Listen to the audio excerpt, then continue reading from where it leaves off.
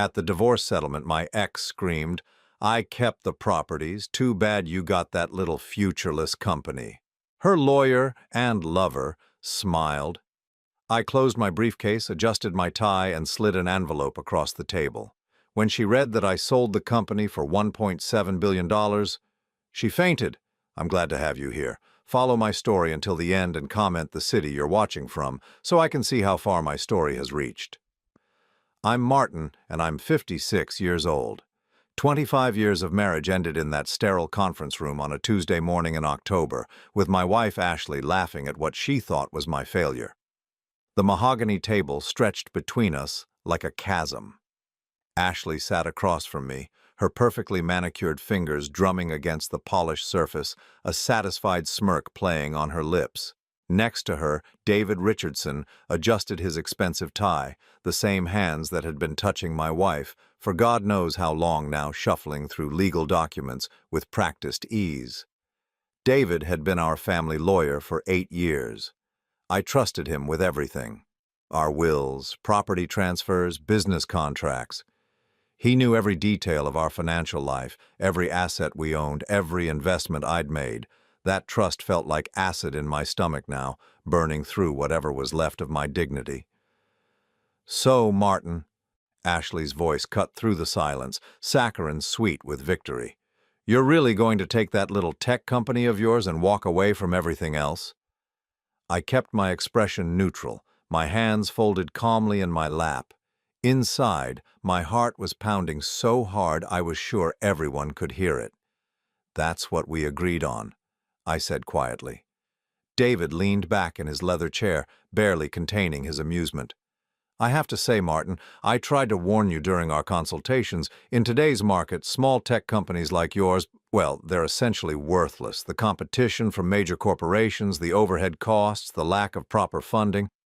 He shook his head with mock concern.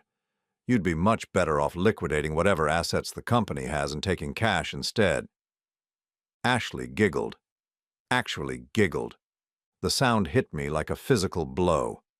This was the woman I'd held during her father's funeral, the woman I'd stayed up with through 3 miscarriages, the woman I'd built a life with, and she was giggling at what she thought was my ruin. "David's right, honey," she said, her voice dripping with condescension. "I mean, I've watched you struggle with that company for the past 2 years, working all those crazy hours, missing dinners, coming home exhausted and stressed. And for what? A business that barely pays the bills?" I swallowed hard, remembering all those nights I'd come home to find the house dark, Ashley already in bed, or more accurately, already on the phone with David. Those long hours weren't struggle, they were the most important work of my life. But they didn't know that. They couldn't know that. "The house in Westfield alone is worth $2.4 million, David continued, sliding a document across the table. "The vacation home in Martha's Vineyard is valued at $1.8 million. The investment portfolio we've built over the years, Ashley will be walking away with assets worth nearly $6 million total." Ashley's smile widened. "While you get to keep your little startup that's probably worth what, 50,000? Maybe 100 if you're lucky?" My throat felt tight, but I forced myself to speak normally. "The company means something to me. It's my work, my passion project." "Passion project," Ashley repeated, as if the words tasted funny. "Martin, you're 56 years old. Don't you think it's time to be practical? David could help you find a position at a real company, something stable with benefits and a pension." The condescension in her voice was unbearable. For 2 years I'd watched her grow more distant, more critical, more cruel. She'd started questioning every business decision I made, rolling her eyes when I talked about work, making snide comments about my failed entrepreneur phase to her friends at dinner parties. I should have seen it coming when she started working late, when she began having private phone calls with David, when she suddenly took an interest in understanding our financial situation for the first time in our marriage. But I was busy, consumed with work that I couldn't explain to her, couldn't share with anyone. "And honestly," Ashley continued, leaning forward conspiratorially, "I'm relieved. I was getting tired of explaining to people what exactly it is you do all day. Tech consulting, software development, system integration. It all sounds so vague. David has real clients, real cases, real success stories. David straightened his shoulders, preening under her praise. Criminal defense and corporate law require a certain caliber of mind, he said. Not everyone is cut out for it. I bit down on my tongue so hard I tasted blood. David specialized in petty theft cases and small business disputes. His biggest victory last year was getting a shoplifting charge reduced to a fine. But Ashley gazed at him like he was Clarence Darrow himself. "The point is," Ashley said, reaching over to squeeze David's hand right in front of me, "we're both getting what we want. I get financial security and a fresh start with someone who appreciates me, and you get to keep playing with your computers or whatever it is you do in that home office." The casual cruelty of it took my breath away. 25 years, reduced to playing with computers. All those nights I'd stayed up working, all those weekends I'd spent coding and debugging and building something incredible. She saw it as a hobby, a childish fixation that embarrassed her. "Are you sure about this, Martin?" David asked, though his tone suggested he hoped I was. "Once you sign these papers, there's no going back. Ashley gets the houses, the cars, the investment accounts, everything we've listed here. You get the tech company and whatever assets it holds." I looked down at the papers in front of me. My signature would make Ashley a multimillionaire and leave me with what they thought was a failing business. They had no idea what they were giving away, what they were walking away from, and I wasn't going to tell them. "I'm sure," I said, picking up the pen. Ashley clapped her hands together like a child on Christmas morning. "Oh, this is perfect. David, did you hear that? He's actually going to sign." As I wrote my name on the divorce papers, Ashley was already planning her new life. "We should celebrate tonight," she told David. "Maybe that new French restaurant downtown. I can finally afford to eat somewhere nice without worrying about the bill." Without worrying about the bill. I'd provided for this woman for 25 years, and she acted like I'd kept her in poverty. We'd never wanted for anything. Nice house, good cars, luxury vacations, but apparently none of that mattered now. I finished signing and slid the papers back across the table. David gathered them up with the efficiency of a man who'd done this 1,000 times before, probably leaving behind a trail of broken families and grateful ex-wives. "Well," Ashley said, standing up and smoothing down her skirt, "I guess this is it then." I stood as well, my legs feeling unsteady. "I guess it is." She moved toward the door, then paused and turned back to me. For a moment I thought she might say something kind, something that acknowledged what we'd once been to each other. Instead, she smiled that cold, victorious smile. "Good luck with your little company, Martin. I hope it works out for you." Then she was gone, her heels clicking down the hallway, David's hand possessively on her lower back as they walked away together.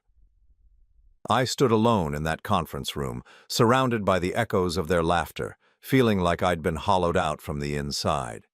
But as I picked up my briefcase and headed for the door, I allowed myself one small smile. They thought they'd won. They thought they'd taken everything worth having and left me with scraps. They had no idea what was coming. The humiliation didn't start in that conference room. It had been building for 2 years, like a slow poison seeping into everything I thought I knew about my marriage. It began with small comments, barely noticeable at first. Ashley would ask about my work, and when I tried to explain what I was developing, her eyes would glaze over. "More computer stuff," she'd say with a sigh. "When are you going to focus on something that actually makes money?" I was making money, more than she knew, but the real project, the one that would change everything, had to remain secret. I couldn't risk anyone finding out, not even her. Especially not her, as it turned out. The first time she called me a failed entrepreneur was at the Morrisons' dinner party 18 months ago. I was standing by the bar, nursing a whiskey, when I heard her voice carrying across the room. "Oh, Martin's going through one of those midlife crisis phases," she was telling Sandra Morrison and 2 other wives. "You know how men get when they hit their 50s. He thinks he's going to revolutionize the tech industry from our spare bedroom." The women laughed, and my stomach dropped. I'd thought she was proud of my ambition, proud that I was taking risks and building something new, but apparently she saw it as an embarrassment, something to joke about with her friends. "At least he's not buying a sports car or chasing 20-year-olds, Sandra said. "Give him time," Ashley replied, and they laughed again. I finished my drink and went to find her, thinking maybe we could talk about it, clear up the misunderstanding. But when I approached the group, Ashley's expression shifted to barely concealed annoyance. "There he is," she said with false brightness. "Martin, we were just talking about your little computer project." "It's not a little project," I said quietly. "It's a serious business venture." "Of course it is, honey," she patted my arm like she was humoring a child. "Why don't you get yourself another drink? The grown-ups are talking." The other women exchanged glances, and I felt my face burn with shame, but I walked away, telling myself it was just the alcohol talking, that Ashley didn't mean to be cruel. That was my first mistake, making excuses for her. The pattern got worse after that night. Whenever we were out with friends or family, Ashley would find ways to undermine me, to make my work sound trivial or foolish. At her sister's birthday dinner, she introduced me to her brother-in-law's new business partner as my husband who thinks he's the next Steve Jobs. At our neighbor's housewarming party, she told everyone I was going through a phase and would come back to reality soon enough. Each comment felt like a small knife, but I kept telling myself she just didn't understand the tech industry. She'd married an insurance adjuster 25 years ago, steady, reliable, predictable income. This new version of me, working 16-hour days on something she couldn't see or touch, must have been confusing for her. But then David Richardson entered the picture. Ashley had always handled our legal affairs through a big firm downtown, but when our regular lawyer retired, she suggested we switch to David. "He's younger, hungrier, more in touch with current business practices," she said. "Plus, his rates are much more reasonable." I should have questioned why she suddenly cared about legal fees when she'd never shown interest before. I should have asked how she'd heard about David Richardson, a solo practitioner working out of a modest office across town. But I was distracted by work, consumed with the project that was starting, to show real promise, and I trusted my wife to handle the practical details of our life. David was 42, divorced, with the kind of smooth confidence that came from talking people into things for a living.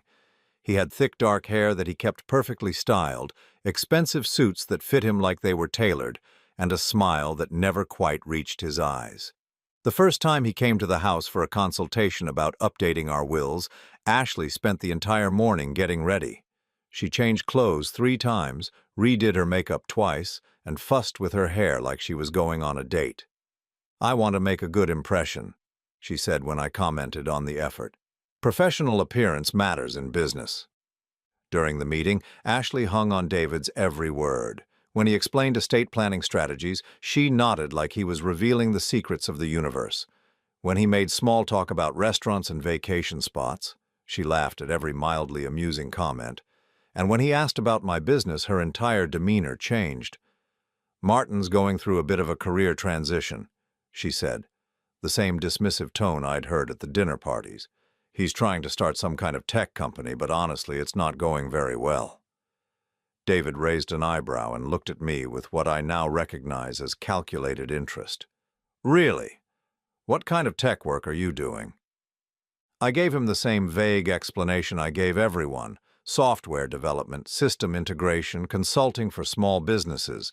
I couldn't tell him about the real project, the breakthrough that was just months away from completion. "Sounds challenging," David said with professional sympathy. "The tech sector is so competitive these days. A lot of brilliant people have struggled to break through." "Exactly," Ashley jumped in.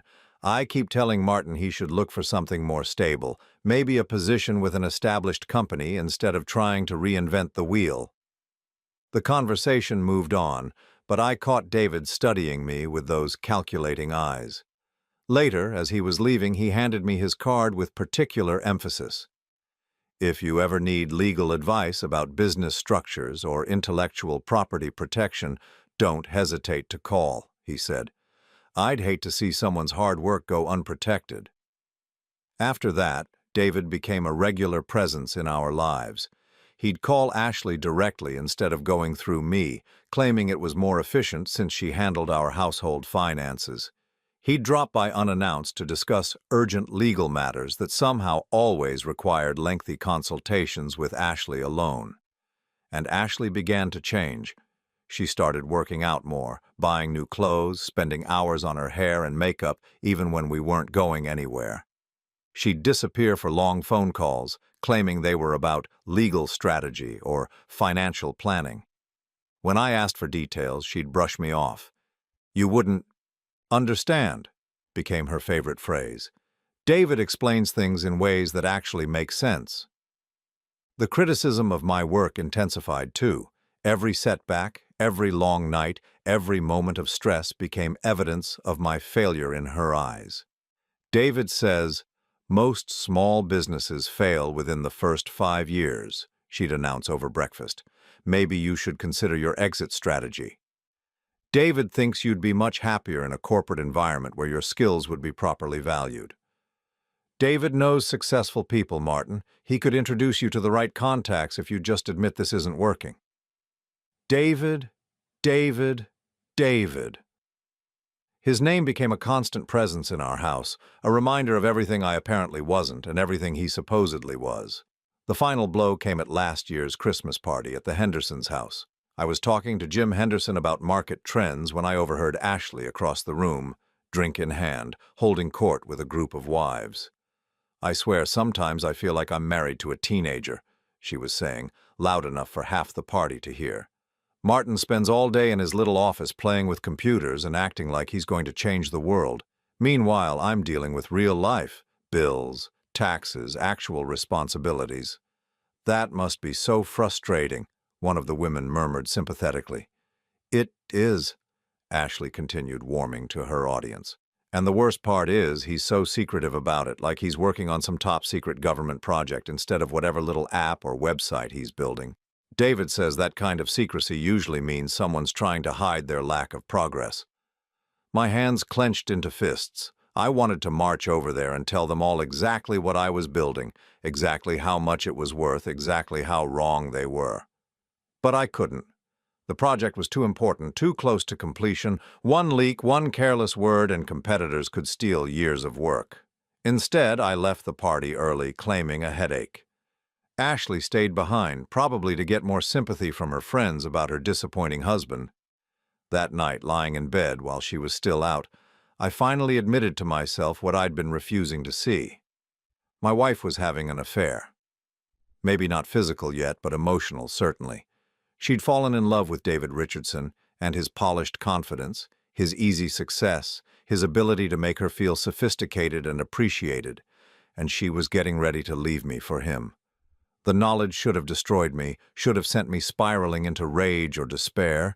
Instead, it clarified everything. If Ashley wanted to see me as a failure, if she wanted to bet her future on David Richardson's smooth promises, then I'd let her. I'd let them both think they were so much smarter than me. After all, the best revenge is letting people underestimate you until it's too late to change their minds. I had 4 months, until the project was complete. 4 months to let them plan their perfect little future together, 4 months to let them think they'd won. Then we'd see who was really the failure in this marriage. The moment I placed that manila envelope on the conference table, everything changed. Ashley was still basking in her victory. David was already mentally spending what he thought would be his share of her newfound wealth, and I was finally ready to show them exactly how wrong they'd been about everything. "What's this?" Ashley asked, eyeing the envelope suspiciously. She was riding high on adrenaline from the divorce settlement, practically glowing with satisfaction at having secured what she thought was everything of value from our marriage.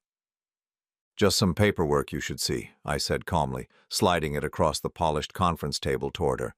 "Before we make this official." David leaned forward, his lawyer instincts kicking in. "Martin, if this is some kind of last-minute attempt to renegotiate the settlement, I should warn you that—" "Open it," I interrupted, keeping my voice level and controlled. Ashley's manicured fingers fumbled with the envelope's clasp. Inside were 3 documents, each one about to shatter the reality she thought she understood. The first was a letter of intent, signed and dated. The second was a purchase agreement. The third was a bank statement. She pulled out the letter of intent first, her eyes scanning the corporate letterhead of Teknova Industries, one of the biggest technology conglomerates in the world. I watched her face as she read, confusion giving way to disbelief. "I don't understand," she said, her voice smaller than it had been moments before. This says they're interested in acquiring—" "Keep reading," I said. David snatched the document from her hands, his expensive education finally proving useful as he processed what he was seeing. His face went pale. "This can't be right. This is about Martin's company?" Ashley grabbed the second document, the purchase agreement, and I saw the exact moment her world collapsed. Her hands started trembling as she read the terms, the timeline, the staggering figures that reduced her $6 million settlement to pocket change. $1.7 billion, she whispered, the words barely audible. $1.7 billion. That's the final sale price, I confirmed. The deal was finalized last Tuesday, 1 week before you served me with divorce papers. The bank statement fluttered from her nerveless fingers to the floor. David dove for it, his professional composure cracking as he saw the balance. $1,700,000,000 minus legal fees and taxes, sitting in an account with my name on it. Ashley's chair scraped against the floor as she stood up abruptly, swaying slightly. "This isn't real. This is fake. You're trying to trick us somehow." I reached into my briefcase and pulled out my phone, opening the banking app with deliberate slowness. "Would you like to see the digital confirmation? Or perhaps we could call Teknova's CEO directly. Patricia Williams is expecting my call anyway. We're discussing my consulting role in the integration process."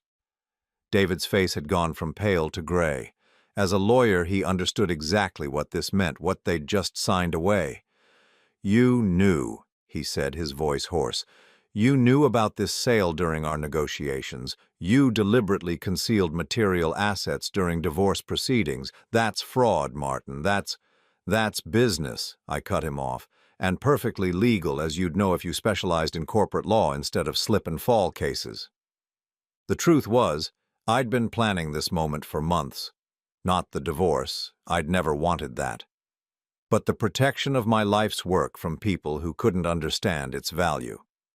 "The company I built," I continued, "wasn't the small consulting firm you both kept mocking. It was a revolutionary artificial intelligence platform that can process and analyze data in ways that were previously impossible. Teknova didn't buy some hobby project from a failed entrepreneur. They bought the future of machine learning." Ashley slowly sank back into her chair, her perfect makeup beginning to smudge as tears she couldn't control started flowing. But you always said it was just software development." "Because I couldn't risk anyone finding out what I was really working on," I explained. "Industrial espionage is real, Ashley. One leaked detail, one careless conversation at a dinner party, and competitors would have stolen years of research. I had to protect it, even from my own wife."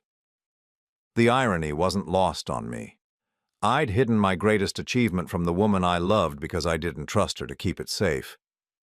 And I'd been right not to trust her, just not for the reasons I'd originally thought. David was frantically flipping through the documents, looking for some loophole, some way to undo what they'd just agreed to. "The timing is suspicious," he said desperately. "Completing a sale this large just days before divorce proceedings suggests premeditation to defraud." "The timing was fortunate," I corrected. "Teknova had been courting me for 8 months. I finally accepted their offer because I realized my marriage was over and I needed to secure my assets before they could be divided." Ashley looked up at me with red-rimmed eyes. "You knew? About David and me?" "I knew you were having emotional affairs. I knew you'd fallen in love with him, and I knew you were both planning to leave me with nothing while taking everything you thought had value." The room fell silent except for the sound of Ashley's ragged breathing. David set the papers down with shaking hands, finally understanding the magnitude of what he'd just lost. $1.7 billion, Ashley repeated, as if saying it again might make it disappear. "That's what the company was worth?" That's what they paid for it, I said. The actual value might have been higher. 3 other companies were bidding, but Technova's offer included the consulting arrangement I wanted. David found his voice again, though it cracked slightly. You can't just, this changes everything. We need to reconsider the entire settlement. Ashley has rights to marital assets. Ashley has rights to the assets that existed during our marriage, I said calmly. The money from the sale didn't exist until after she filed for divorce. Technically, I'm not even married anymore. Our separation agreement made that clear. The sale was completed by a single man with no legal obligations to anyone. The legal maneuvering I'd done wasn't complex, just careful. My lawyer, my real lawyer, not David, had structured everything to ensure Ashley had no claim to the sale proceeds. The company itself had been worthless on paper right up until the moment Technova's payment cleared. Ashley stood up again, this time more steadily, her shock giving way to a familiar anger. You son of a bitch. You planned this whole thing. You let me think. You made me believe. I let you believe what you wanted to believe, I said. For 2 years you told everyone I was a failure. You mocked my work, dismissed my ambitions, treated me like an embarrassment. I didn't make you do any of that, Ashley. You chose to see me as someone beneath you. Because you were working all the time, she snapped. 16-hour days, weekends, nights, you were never present, never engaged with our life together. I was building something incredible, I replied. Something that could have secured both our futures. But you were too busy falling in love with someone else to notice. David finally found his professional voice again, though it lacked his usual confidence. This is a substantial change in circumstances. We'll need to file motions, request mediation. You'll need to do whatever makes you feel better about losing $1.7 billion, I said, standing and collecting the documents. But the settlement stands. Ashley gets the houses, the cars, the investment accounts, everything we agreed on, and I keep my company and everything it brought me. Ashley lunged forward, grabbing my arm. Martin, please, we can work this out. We've been married for 25 years. That has to count for something. I looked down at her hand on my sleeve, then met her eyes. For a moment I saw a flash of the woman I'd fallen in love with decades ago, before the bitterness and disappointment had poisoned everything between us. It counted for everything, Ashley. Right up until you decided it counted for nothing. I gently removed her hand and stepped back. The papers are signed. The deal is done. You got exactly what you wanted. A fresh start with David and financial security for life. $6 million is more than most people see in a lifetime. But you're keeping $1.7 billion, she screamed, her composure finally completely shattered. Yes, I said simply. I am. David was staring at the bank statement like it might spontaneously combust. This is the largest personal settlement I've ever seen. The largest I've ever heard of outside of tech billionaires and oil executives. Congratulations, I told him. Now you've heard of one more. As I reached the door, Ashley called out one last time. You can't just walk away from this, Martin. We'll fight it. We'll take you to court. I paused with my hand on the doorknob. You can try. But ask yourself this. If I was smart enough to build something worth $1.7 billion while you thought I was a failure, do you really think I wasn't smart enough to protect it legally? The last thing I heard as the door closed behind me was Ashley sobbing and David frantically dialing his phone, probably calling every lawyer he knew to ask if there was any way to undo the biggest financial mistake of their lives.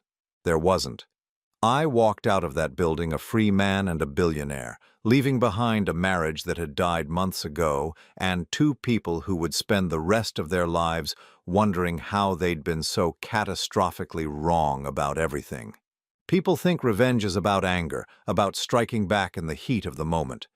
But real revenge, the kind that changes lives forever, requires patience, planning, and the ability to let people destroy themselves with their own greed.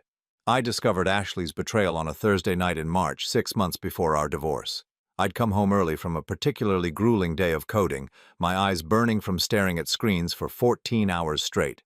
The house was dark except for a sliver of light under our bedroom door, and I could hear Ashley's voice through the walls. At first, I thought she was talking to her sister. They often had long phone conversations about family drama or work gossip. But as I climbed the stairs, I caught fragments of something that made my blood run cold. "Can't keep pretending much longer, David. He's always here now, always working on that ridiculous project." I stopped on the landing, my hand gripping the banister so tightly I thought it might snap. "I know you're right. The sooner we can get this done, the better. He has no idea what we're planning." My legs almost gave out.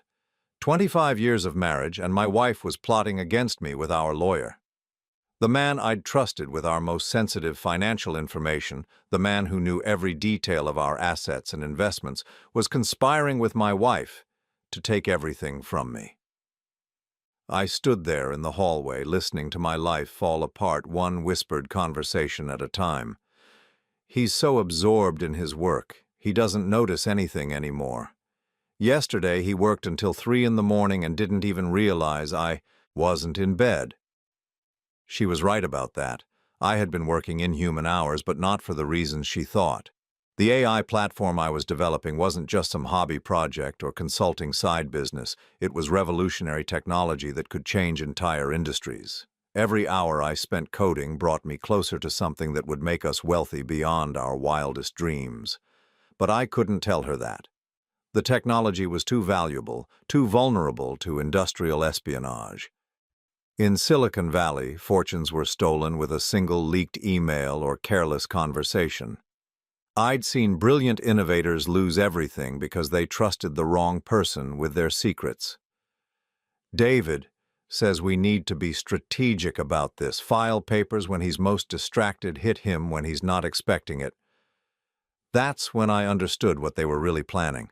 This wasn't just an affair, it was a calculated theft. They were going to wait until I was completely absorbed in my work, then blindside me with divorce papers and take everything while I was too confused and heartbroken to fight back effectively. Ashley's voice became clearer as she moved closer to the door. "The house alone is worth over $2 million, and with the investment accounts, David thinks I could walk away with at least $5 or $6 million.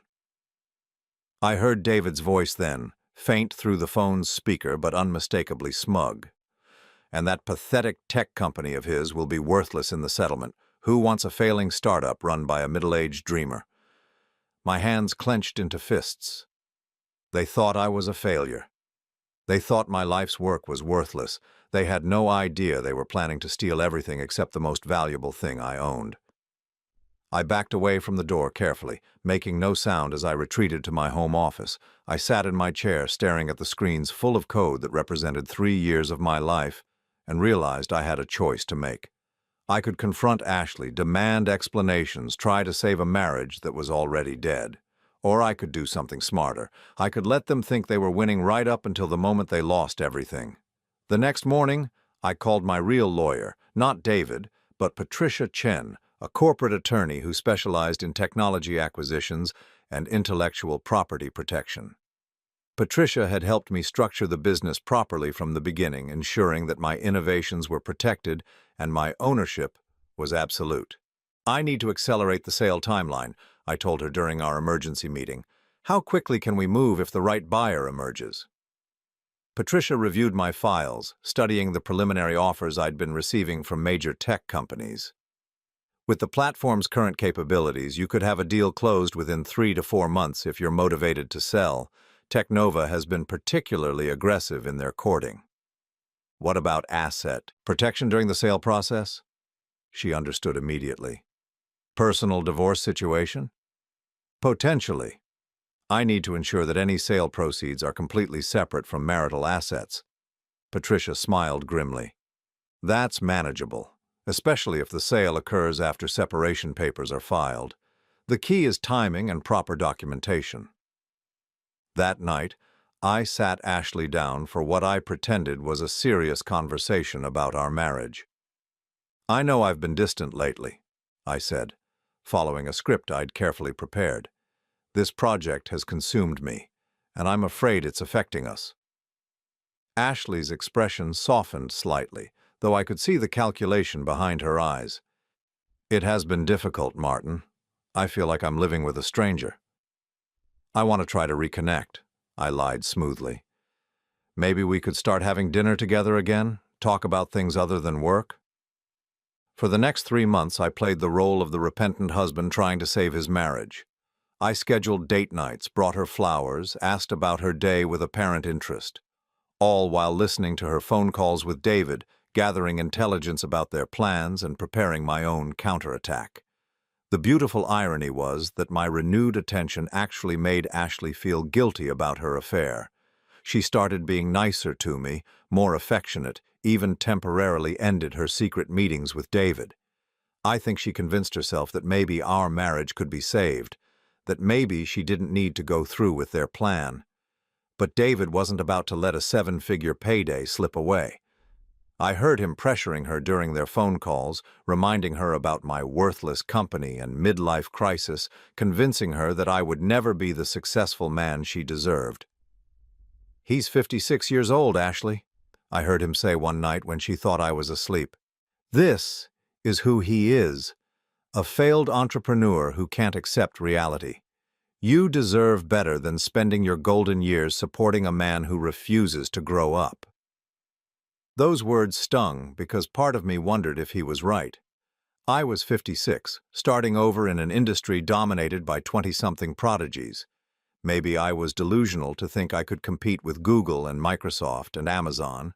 But then I'd look at my code, test the AI platform's capabilities, and remember what I was really building. This wasn't some midlife crisis project. This was technology that would reshape how businesses processed information, how researchers analyzed data, how entire industries operated. Technova knew it too. Their offers kept increasing, their executives kept calling, their technical teams kept marveling at what I'd created in my spare bedroom office. "This is the most elegant machine learning architecture we've ever seen," their CTO told me during a video conference. "The processing efficiency alone is worth hundreds of millions, but the scalability potential, Martin, you've built something that could be worth billions in the right hands." Billions. While Ashley and David were planning to steal millions, I was sitting on billions. The final piece of my plan fell into place when Ashley started getting sloppy about her affair. She began having longer phone calls with David, staying out later for mysterious errands, spending more time on her appearance when she thought I wasn't looking. I knew the divorce papers were coming soon. David had probably already prepared them, just waiting for the right moment to strike. Ashley was building up her courage to finally pull the trigger on 25 years of marriage. So I pulled the trigger first.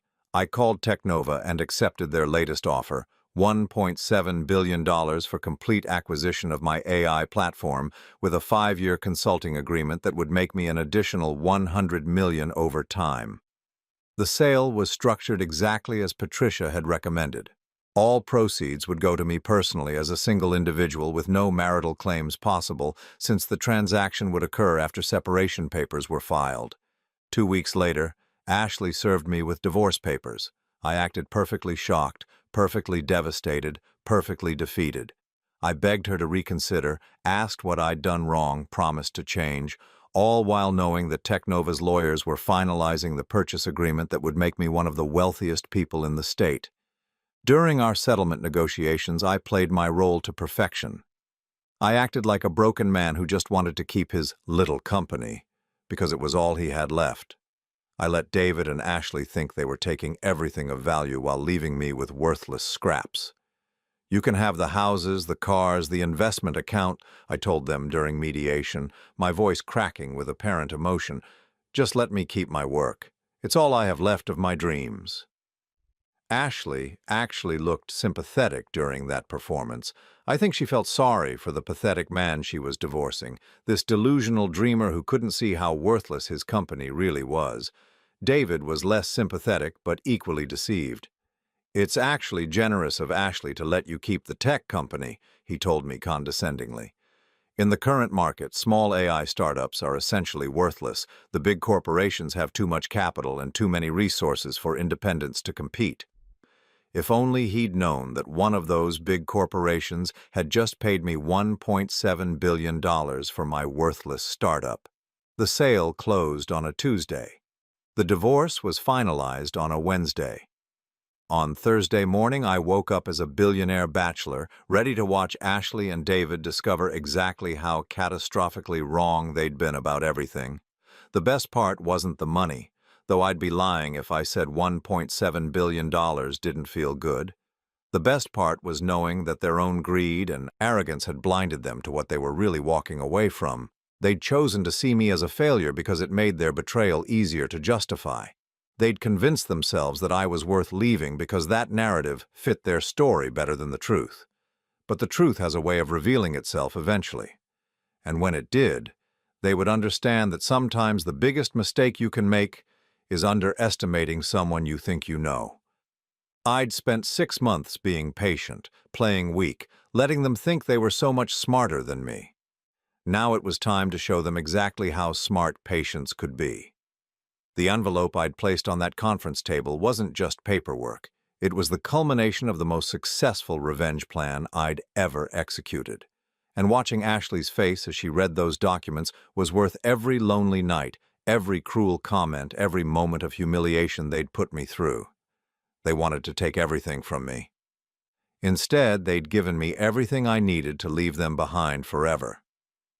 The first call came at 6:37 in the morning, 3 days after our divorce was finalized. I was in my new apartment, a temporary place, while I decided where to build my new life, when my phone started buzzing with Ashley's number. I let it go to voicemail. The second call came 10 minutes later, then a third. By noon, she'd called me 18 times, each voicemail more frantic than the last. "Martin, please pick up. We need to talk about this. There has to be some mistake." "Martin, this is insane. You can't just— We were married for 25 years. That has to count for something." "Martin, David says there might be legal options. Just call me back so we can discuss this like adults." I deleted each message without listening to the end. I'd heard enough of Ashley's voice to last several lifetimes, but she wasn't going to give up easily. On Thursday evening, she showed up at my apartment building, somehow having convinced the doorman to let her up to my floor. I opened my door to find her standing there, mascara smudged, hair disheveled, looking nothing like the polished woman who'd laughed at my worthless company just days before. "Martin," she said, her voice shaking, "please, we need to talk." I leaned against the doorframe, making no move to invite her in. "What's there to talk about, Ashley? You got exactly what you wanted." "You know that's not true." Her eyes were red from crying, and she kept twisting her wedding ring, a ring she was supposed to have returned along with the divorce papers. "This changes everything. $1.7 billion, Martin. That's more money than we could spend in 10 lifetimes. "It's more money than you'll ever see," I corrected. "The divorce is final. The assets are divided. You made your choice." She stepped closer, and I caught a whiff of wine on her breath. "I made a mistake, a terrible mistake, but we can fix this. We can remarry, start over, pretend none of this happened." The audacity was breathtaking. Pretend you didn't spend 2 years mocking my work? Pretend you didn't fall in love with another man? Pretend you didn't plan to take everything from me while leaving me with what you thought were worthless scraps? "I was confused," she said desperately. "David, he made me think things that weren't true. He poisoned my mind against you." "David didn't make you do anything, Ashley. He just gave you permission to be who you really are." Her face crumpled, and for a moment she looked genuinely broken. But I'd learned not to trust Ashley's emotions. She was an expert at manufacturing whatever feeling she thought would get her what she wanted. "The money doesn't have to change anything between us," she tried again. "We could travel, see the world, do all the things we talked about when we were young. Remember when we used to dream about buying a house in Tuscany?" I did remember. We'd been 25 and 31, young and full of plans for our future together. But that was before Ashley decided I wasn't successful enough, before she started seeing me as an embarrassment, before she chose someone else over the life we'd built. "Those dreams died when you filed for divorce," I said, "along with everything else we used to share." Her desperation shifted into something uglier then. "You're being cruel, Martin, vindictive. This isn't like you." "You're right," I agreed. "The old Martin would have taken you back. He would have forgiven the affair, overlooked the humiliation, pretended everything could go back to normal, but the old Martin was a fool. So what? You're just going to throw away 25 years because of one mistake?" "One mistake?" I laughed, but there was no humor in it. "Ashley, you spent 2 years systematically destroying my confidence, mocking my ambitions, and planning to rob me blind. That's not one mistake, that's a pattern of behavior." She tried a different approach then, her voice becoming soft and seductive. "I still love you, Martin. I know I handled things badly, but underneath all the confusion and problems, I still love you." "No," I said quietly. "You love $1.7 billion. There's a difference." The mask slipped completely then, and I saw the real Ashley, the one who'd been hiding behind fake smiles and manufactured tears. "Fine," she snapped. "Be an asshole about it. But this isn't over. David has connections, lawyers who specialize in cases like this. We'll find a way to get what's rightfully mine." "Good luck with that," I said, and closed the door in her face. She pounded on it for 5 minutes, alternating between pleading and threatening before finally giving up and leaving. I watched from my window as she stumbled to her car, her phone already pressed to her ear. Calling David, no doubt, to plan their next move. Their next move came in the form of a lawsuit filed on Monday morning. David had found a law firm willing to take their case on contingency, Peterson, Walsh and Associates, a group of ambulance chasers who specialized in challenging divorce settlements for desperate ex-spouses. The papers were served to me at my lawyer's office, where Patricia Chen and I reviewed their claims with growing amusement. "They're alleging fraud in the divorce proceedings," Patricia explained, flipping through the complaint, "claiming you deliberately concealed material assets during settlement negotiations." "Which is perfectly legal under the circumstances," I noted. "Exactly. They're also trying to argue that Ashley has rights to the sale proceeds as community property, but that's ridiculous given the timing of the sale versus the divorce filing. The lawsuit was desperate and doomed, but it served one purpose. It showed me exactly how far Ashley and David were willing to go to get their hands on money that would never belong to them. I decided it was time to show them exactly how futile their efforts were. Patricia filed a countersuit within the week, not just defending against their claims, but going on the offensive. We sued David for legal malpractice, citing his conflict of interest in representing both Ashley and his own romantic interests during our divorce negotiations. We sued Ashley for harassment and demanded that she cease all contact with me immediately. More importantly, we released just enough details about the Technova sale to make it clear that this wasn't some last-minute windfall, but the culmination of years of serious technological development. Industry publications picked up the story, and suddenly everyone wanted to know how a failed entrepreneur had built something worth $1.7 billion in his spare bedroom. The attention was uncomfortable but necessary. It established the legitimate nature of my work and made Ashley's claims look even more ridiculous. How could she claim rights to assets from a business she'd consistently mocked as worthless? The media attention also revealed some uncomfortable truths about David Richardson that he'd probably hoped would stay buried. A journalist from the Business Journal discovered that David had been facing financial difficulties for months before he began his affair with Ashley. His practice was struggling, he'd taken out several high-interest loans, and he'd been desperately looking for ways to improve his financial situation.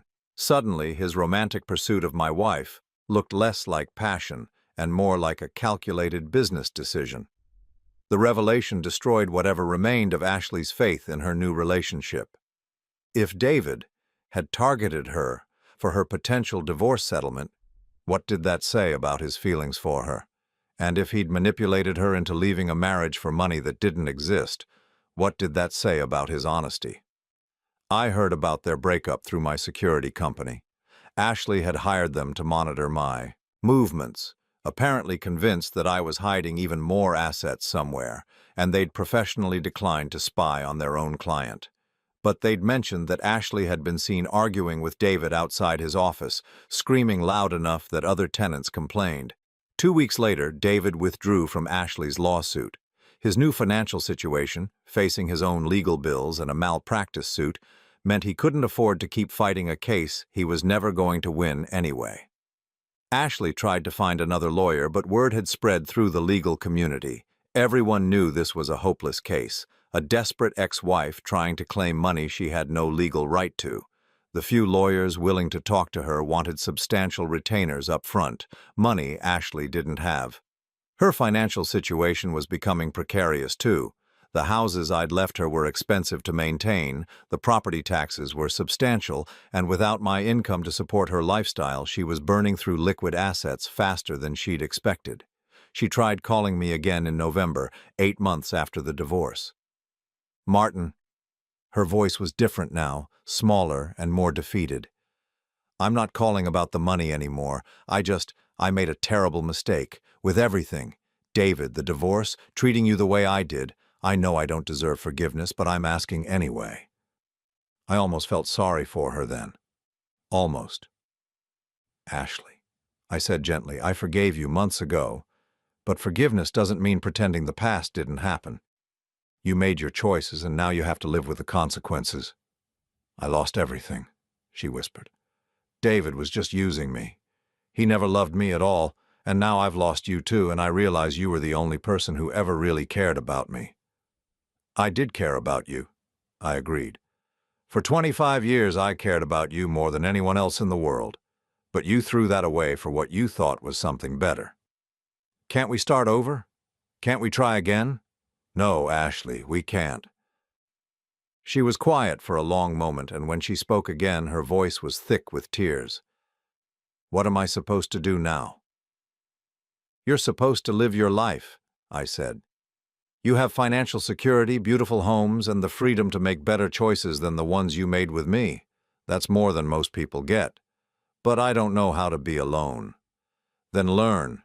It's never too late to figure out who you are when you're not trying to be what someone else wants you to be."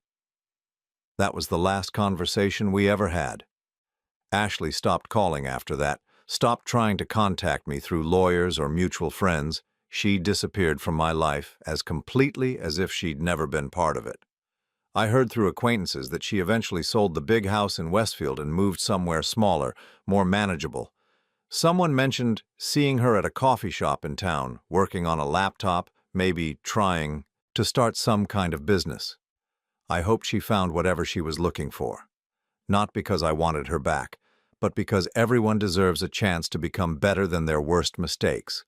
As for David, his practice never recovered from the malpractice suit and the negative publicity. Last I heard, he'd moved to another state and was working as an associate at someone else's firm, probably still dreaming about the $1.7 billion that had slipped through his fingers. But I wasn't thinking about either of them anymore. I had my own life to build, my own future to create. And for the first time in years, that future belonged entirely to me. 1 year after the divorce, I was sitting on the terrace of my new home in Northern California, watching the sunset paint the valley below in shades of gold and amber. The house wasn't a mansion. I didn't need to prove anything to anyone anymore, but it was perfect. Modern, clean, surrounded by vineyards and rolling hills that stretched to the horizon. I'd bought the property 6 months earlier, along with 50 acres of land that gave me privacy and peace. No neighbors close enough to hear my phone calls. No dinner parties where I had to pretend to care about office politics or social status. Just space, quiet, and the freedom to live exactly as I wanted. The consulting work with Technova had ended 3 months ahead of schedule.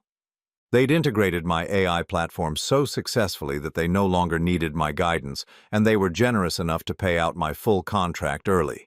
The extra $75 million sat in my accounts, earning interest I didn't need and couldn't spend. Money, I'd discovered, stopped being exciting once you had more than you could reasonably use. $1.7 billion was an abstract number, especially after taxes and investments reduced it to a more manageable $900 million in liquid assets. Still an absurd amount of money, but not something that defined my daily life. What defined my daily life was choice. The choice to wake up when I wanted work on projects that interested me, travel when the mood struck, and never again tolerate people who saw me as anything less than I was. I'd taken up painting, something I'd always wanted to try but never had time for during my marriage. My canvases were terrible, but they were mine, created without pressure or judgment or the need to justify how I spent my hours. I painted landscapes mostly, trying to capture the way light moved across the hills at different times of day. I'd also started writing, not the technical documentation that had consumed years of my life, but fiction. Stories about ordinary people who discovered extraordinary strength when their backs were against the wall. My editor, a sharp woman named Margaret who worked out of San Francisco, said I had a natural talent for understanding character motivation. You write people who are underestimated by everyone around them, she told me during one of our meetings. There's something authentic about the way they think and plan and ultimately triumph. Have you lived through situations like these? I smiled and told her that everyone has been underestimated at some point in their lives. The book was scheduled to be published the following spring under a pseudonym. I didn't need the money, but I wanted the satisfaction of seeing my name on something that existed purely because I'd created it, not because a corporation had bought it from me. But the best change in my life wasn't the money or the house or the creative projects. It was Eleanor. I'd met her at a bookstore in Healdsburg, a small town about 20 minutes from my property. I'd driven in to pick up some research materials for my writing when I saw her struggling with an armload of novels and a cup of coffee that was about to spill everywhere. "Let me help you with that," I'd said, taking half the books before she could protest. Eleanor was 52, a recently divorced teacher who'd moved to wine country to start over after her own marriage had imploded. She had graying brown hair that she wore in a simple ponytail, laugh lines around her eyes, and the kind of direct, honest manner that comes from having survived disappointment and come out stronger. She didn't know who I was when we met. She didn't know about the money, the divorce, the spectacular revenge I'd taken on two people who'd underestimated me. To Eleanor, I was just Martin, a guy who'd helped her carry some books and offered to buy her a replacement coffee. We'd been dating for 4 months now, taking things slowly and carefully. Both of us had been burned by marriages that ended badly, and neither of us was in a hurry to repeat past mistakes. "I like that you're not trying to impress me," Eleanor had told me during one of our early dinners. "Most men my age either act like they're still 25 or they're so bitter about their divorces that they can't talk about anything else." I'd laughed. "What makes you think I'm not trying to impress you? Because if you were, you'd be talking about your work more. Successful men always talk about their work when they're trying to impress women." She had no idea how successful I actually was, and I liked it that way. To Eleanor, I was a semi-retired consultant who did some writing on the side and happened to live in a nice house in the country. She knew I was comfortable financially. You can't hide that completely, but she didn't know about the billions. I would tell her eventually when I was sure she loved me for the right reasons. But for now it was enough to be appreciated for my conversation, my sense of humor, my willingness to drive 40 minutes to bring her soup when she had the flu. Eleanor made me remember what it felt like to be valued as a person, rather than as a source of financial security or social status. When she laughed at my jokes, it was because they were actually funny, not because she was trying to keep me happy. When she asked about my day, she listened to my answers instead of waiting for her turn to talk. We spent our evenings cooking together, reading books aloud to each other, taking long walks through the vineyards. Simple pleasures that I'd forgotten existed during those final years with Ashley, when every interaction had been tainted by unspoken resentment and growing distance. Sometimes, usually late at night when Eleanor had gone home to her own place, I would think about Ashley and David, not with anger anymore, but with something closer to pity. Ashley had texted me once about 6 months earlier to let me know she was selling the vacation house in Martha's Vineyard. She didn't ask for money or try to reopen old wounds. She just wanted me to know that she was downsizing, simplifying her life, trying to figure out how to live within her means. I'd responded with a simple message. "Good luck with the sale. I hope you find what you're looking for." She'd written back, "Thank you for being kind. I know I don't deserve it. I never responded to that. Not because I was trying to be cruel, but because there was nothing left to say. Ashley and I had said everything we needed to say to each other in that conference room a year earlier. Anything more would just be reopening wounds that had finally healed. David, as far as I knew, was still practicing law in Oregon, still struggling to rebuild a reputation he'd destroyed through his own greed and poor judgment. I didn't wish him ill, but I didn't waste energy thinking about his problems either. The revenge I'd taken on both of them was perfect, precisely because it wasn't dramatic or ongoing. I'd shown them exactly what they'd thrown away, exactly how wrong they'd been about everything, and then I'd walked away to build something better. Their punishment wasn't my continued attention, it was my complete absence from their lives. They would spend years wondering what might have been if they'd made different choices, while I would spend those same years not thinking about them at all. That evening, as I sat on my terrace watching the sun disappear behind the mountains, Eleanor called to say good night. "What are you doing?" she asked. "Just thinking," I said, "about choices and consequences and how sometimes the worst things that happen to us turn out to be the best things." "Deep thoughts for a Thursday night," she teased. "Are you working on your book?" "No, just reflecting on life. How was your day?" She told me about her students, about the lesson plans she was developing for next semester, about the small dramas and victories that made up her world. I listened, asked questions, felt grateful for the simple pleasure of caring about someone whose biggest problem was whether to assign To Kill a Mockingbird or Of Mice and Men for her spring curriculum. After we hung up, I poured myself a glass of wine, a bottle from my own vineyard, grapes I'd helped harvest the previous fall, and raised it in a silent toast to the man I'd been 2 years earlier. That man had been trapped in a marriage with a woman who didn't value him, betrayed by a friend he'd trusted, mocked and dismissed and taken for granted by people who should have known better. He'd worked 16-hour days on something revolutionary while everyone around him treated his efforts as a joke. But that man had also been smart enough, patient enough, and strong enough to turn their contempt into the foundation of his freedom. He'd let them underestimate him until the moment he could show them exactly how wrong they'd been.